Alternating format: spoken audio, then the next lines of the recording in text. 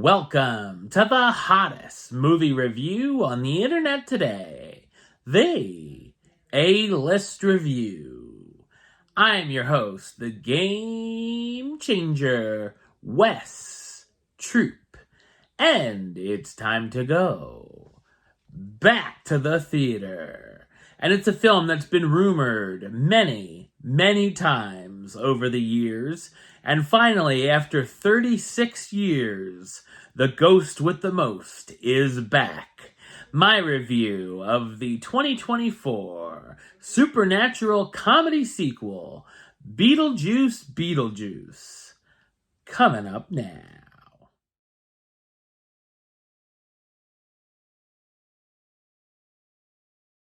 After a family tragedy, 3 generations of the Dietz family return home to Winter River. Still haunted by Beetlejuice, Lydia's life is turned upside down when her teenage daughter Astrid accidentally opens the portal to the afterlife. So what did I think of Beetlejuice Beetlejuice? I thought it's an entertaining and wacky supernatural comedy sequel.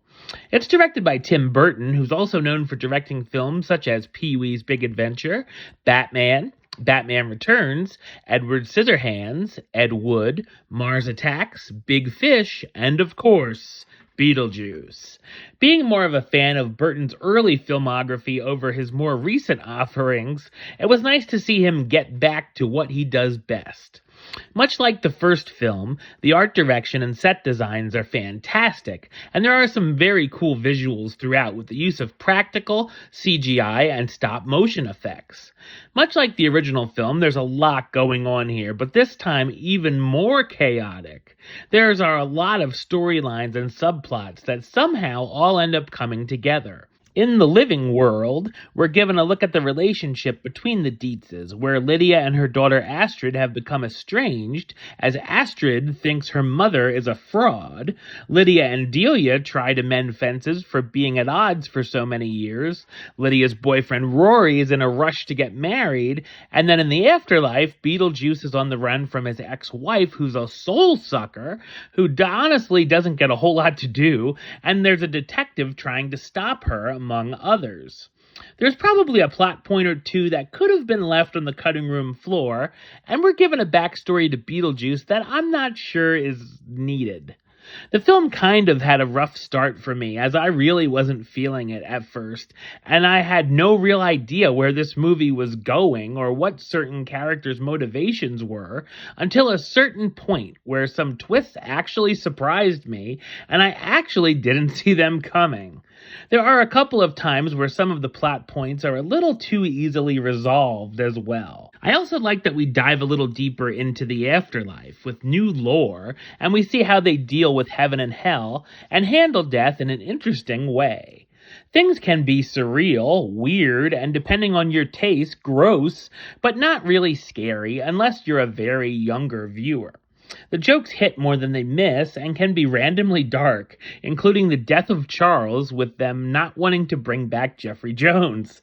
There's a lot of callbacks and sight gags to the original film as well. Much like the Harry Belafonte Deo scene, we get a scene featuring the song MacArthur Park that goes on a little bit too long. Danny Elfman is back with another great score and, of course, the return of the iconic main theme. Michael Keaton returns, reprising his role as Beetlejuice, the bioexorcist who's trying to avoid his ex-wife and wants to marry someone in the realm of the living. Winona Ryder as Lydia Dietz, the host of a paranormal show called Ghost House, trying to deal with family drama. Catherine O'Hara as Delia Dietz, the sculptor and conceptual artist, as well as Lydia's stepmother dealing with the loss of her husband. Jenna Ortega as Astrid, Lydia's teen daughter who doesn't believe in spirits from the other side.